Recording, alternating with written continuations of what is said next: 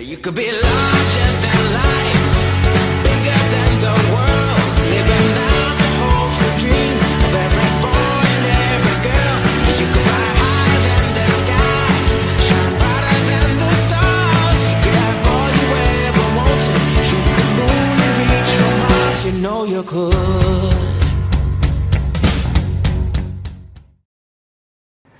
We are here at the EU Startup Summit 2026, and joining me is one of our keynote speakers during this event, Dimitris Vassos, CEO of Omilia. Thank you for joining us. Your first time in Malta? First time. Thank you for the invitation.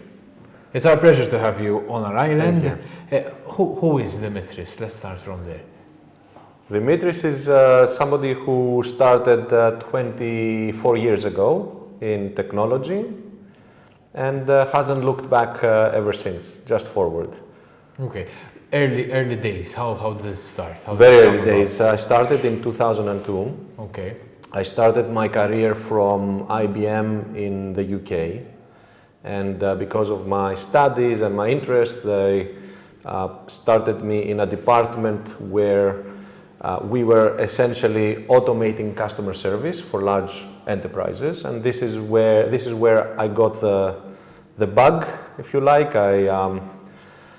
We all know these systems where you call into your bank and it says press 1, press 2, press 3, right? Yes. Everybody hates them, right? You hate them, I'm sure. I am sure. I hated them also. I have no shame in admitting, and I think everyone agrees. Yes. Absolutely. So that was my trigger.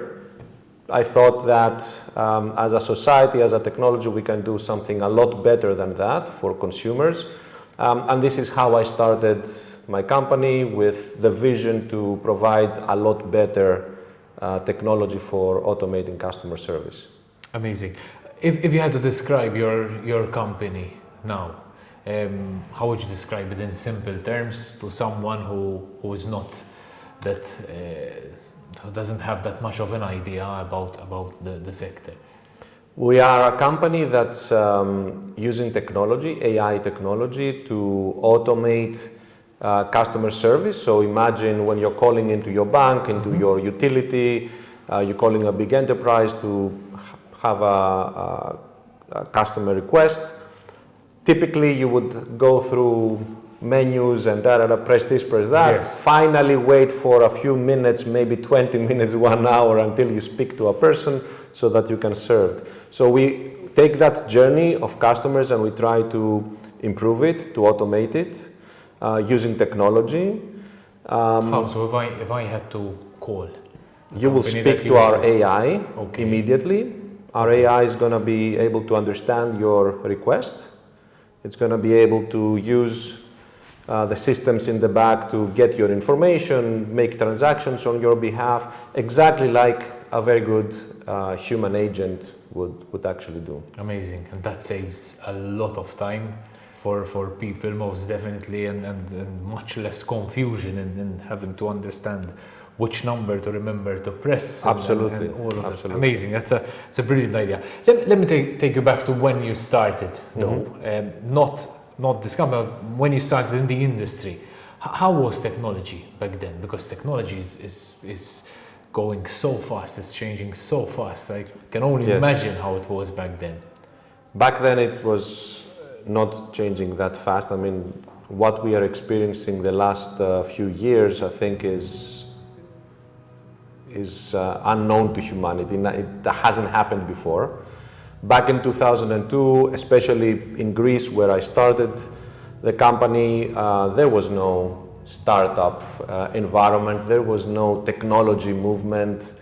It was very difficult to actually get into technology because you would be competing with very large established companies like IBM, Hewlett-Packard, and all these big giants without any support, right? So you have to slowly build it up.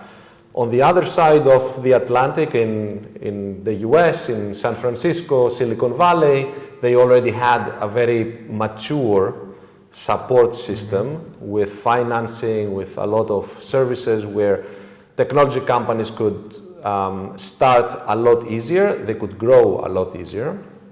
But back then it was, you were on your own back in Europe. So much has changed in 2 Absolutely. decades, and probably every year now it will change as much as it's changed in the last two decades. Do you foresee this yourself? Do you forecast this happening, this change that keeps on getting faster and faster? I know The change AI is became brutal. popular now, Yeah. very popular in the last 2-3 years. Do you think something will replace AI in a year and a half in a different manner? Maybe the AI we use at the moment? So I see AI as electricity, right? It's imagine how society was before electricity and what it became with electricity. Imagine society before the internet and society after the internet, right? I think what's happening with AI is 100 times faster as a transformation than those previous technology revolutions that we experienced. So yes, every day is absolutely a step where you can recognize that things change today and tomorrow it's going to be the same.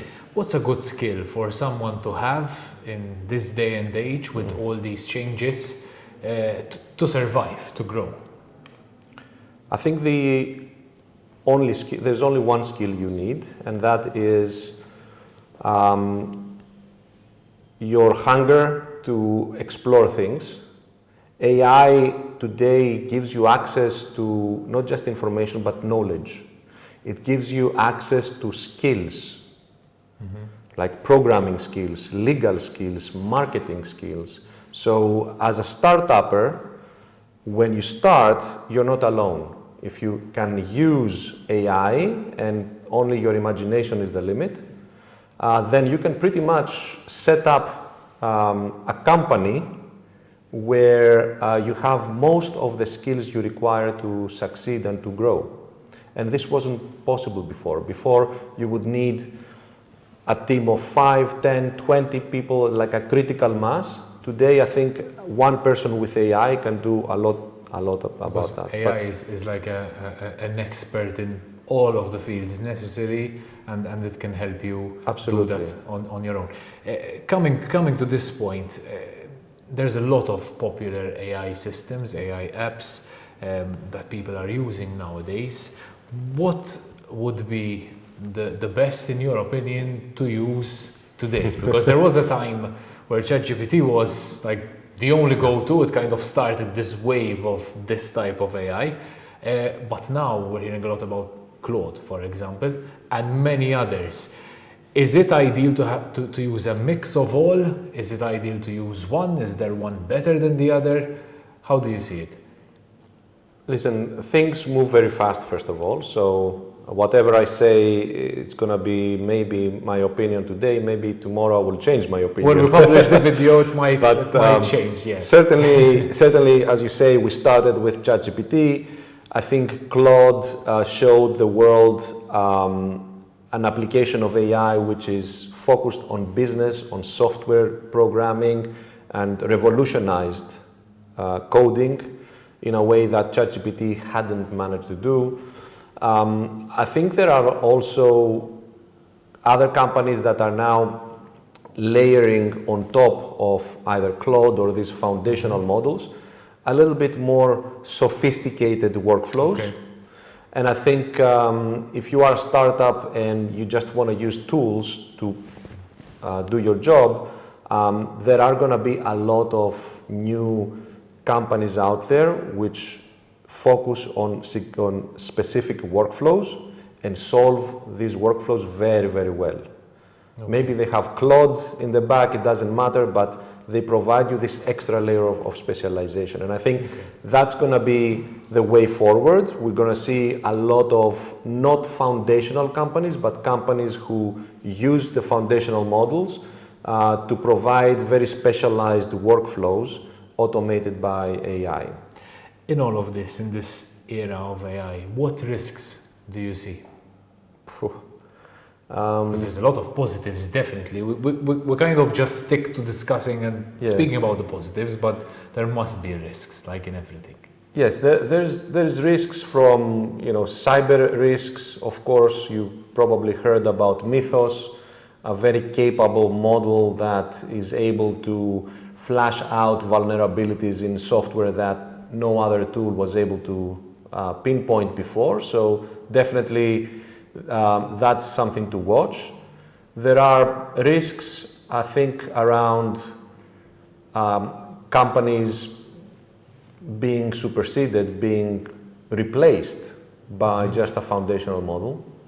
We see that every day. Certain SaaS companies, software companies will completely lose their reason to exist, but others at the same time will be Thriving. bolstered, yes, by AI and will do a lot better. So it's a very disruptive era, I think, for at least for software companies.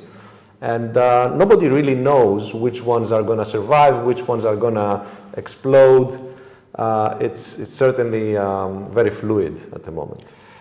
Going back to Omilia, with all these changes happening, how have you managed to survive? Has it posed any risks? Has it helped you in any way?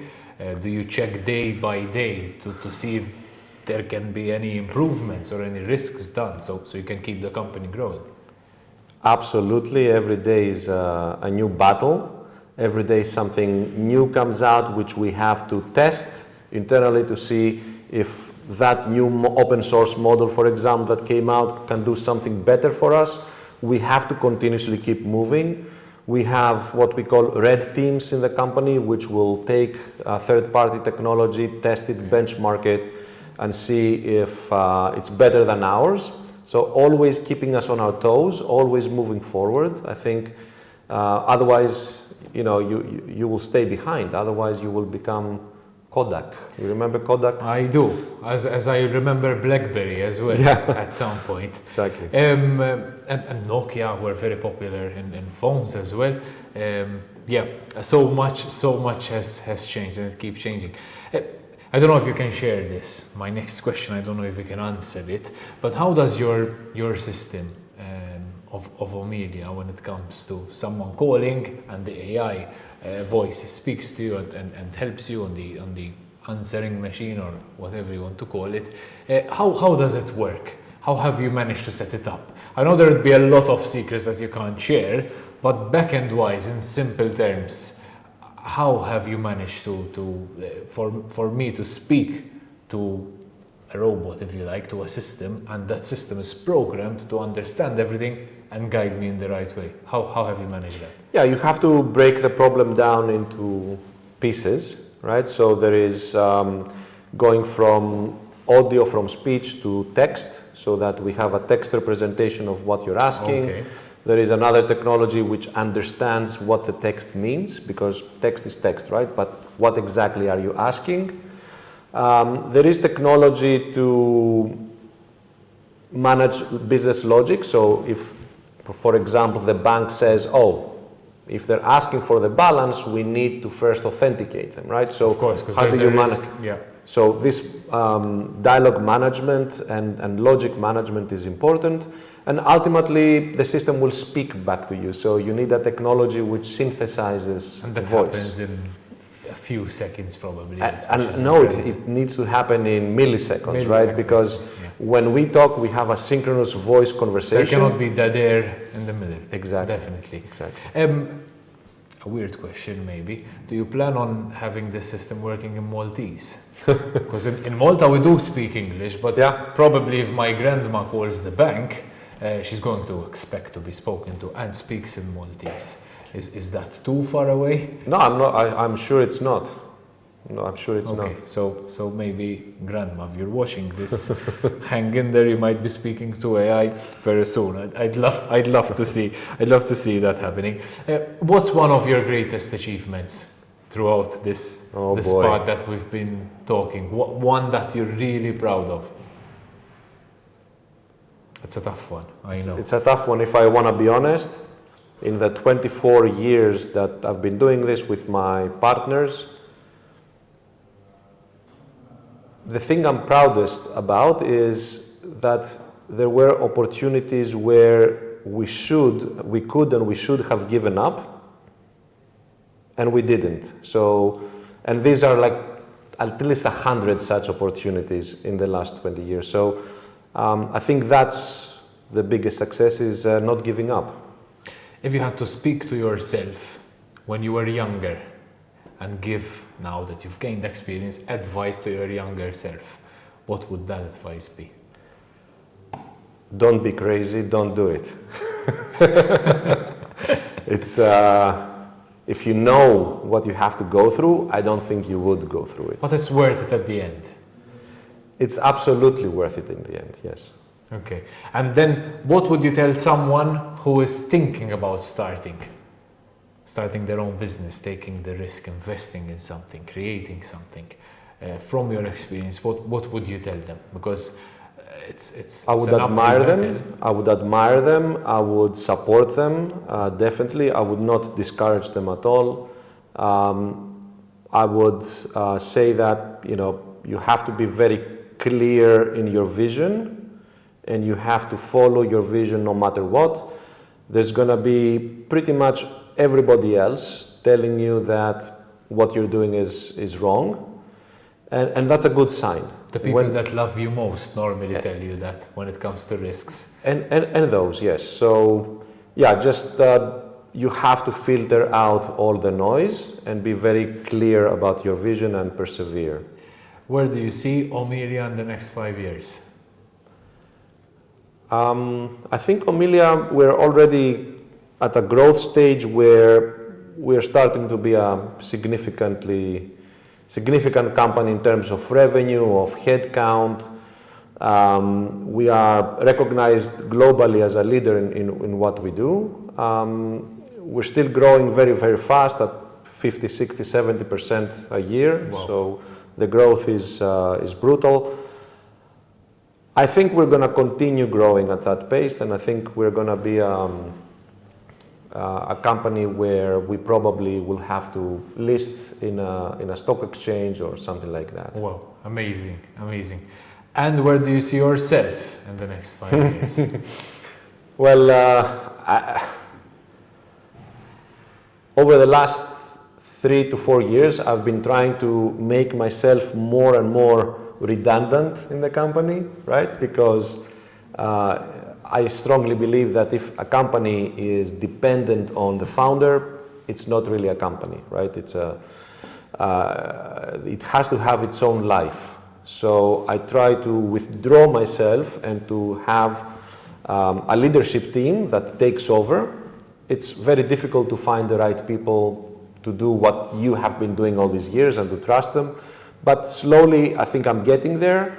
I'm always going to be involved in the business because I have a lot of experience and gut feeling about things. But definitely, I see myself doing less of the day-to-day and more of the strategic aspects. Now, I've asked you quite a few questions, and I'm done from the questions that I planned to ask you, but there is one, if you want to answer, and if it's necessary. Was there anything that you thought I'm going to ask you, but I didn't ask you? Maybe you'll create that question and answer it yourself as well. Create a question. That I might have missed, of course. I think you asked most good questions that there are there, which would be interesting to the audience. Your answer would be no. There might not be an extra question, but I think what is top of mind lately for me is that because of how AI is completely changing how our companies work, it's also changing the kind of skills required. And we see that all the time. We see that the people who were last year developing the product, this year it's a different kind of person. So software engineers no longer are developing the product. Software engineers are developing the infrastructure, the pipelines, the automation, so that a new breed of product people, which we call builders, are actually developing and shipping the product. And these builders are not so technical, They don't know Python programming, all these. But it's okay because they have Claude Code that does the programming for them, right? And they are typically people who understand very well the product, the customer needs. There always has been this discrepancy in software companies where the people who understood very well the customer and the needs were not the people that were actually developing the product. And the people developing the products, the Python developers, they had no idea what the customer wants. Now, So this now is compressed and it creates a new kind of role, the product builder, which I think is a very, very interesting and creative role. Dimitris, thank you for your time, for answering all those questions, for your knowledge that you shared with us today. I wish you a pleasant stay in Malta. I hope you like it, and I hope we'll see you again soon. Absolutely. Hopefully with a system that now speaks Maltese. Absolutely. Thank you very much. you. Thanks. You know you could.